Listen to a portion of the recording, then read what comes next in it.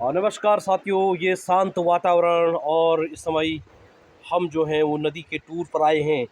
नदी को खोजना, नदियों को जानना हमारे लिए और नदियों को बचाना हम सब के लिए एक चुनौती है वर्तमान समय में।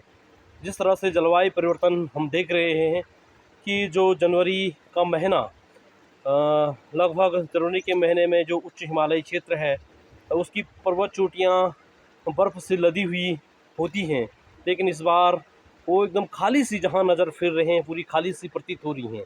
तो ऐसे में जब ग्लेशियर ही नहीं रहेंगे, बर्फ़ ही नहीं रहेगी, तो गर्मियों के मौसम में इन छोटी छोटी नदियों के अस्तित्व को बचाना और इनको बचाना हम सब के लिए बहुत ही मुश्किल हो जाएगा। इसलिए जलवायु परिवर्तन, जलवायु में मौसम में जो परिवर्तन अचानक देखने के लिए मिल रहे हैं, जो बुरांस का फूल चैत्र मास या बसंत ऋतु पर फूलता है वो हमें दिसंबर में फूलता हुआ दिखाई दे रहा है। जो काफल चैत्र मास के महीने में पकता है वो दिसंबर महीने में या जनवरी में दिखाई दे रहा है।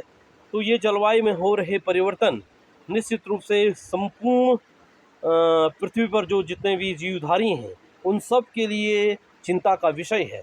इसलिए हमें जल, जंगल, ज़मीन और अपनी जलवायु परिवर्तन जो अत्यधिक छेड़छाड़ हम प्रकृति के साथ कर रहे हैं, उसके परिणाम स्वरूप हमें ये सब देखने के लिए मिल रहा है। इसलिए हमें इस पृथ्वी, इस धरा और अपनी जलवायु को बचाना बहुत ही ज़रूरी हो जाता है। नमस्कार साथियों।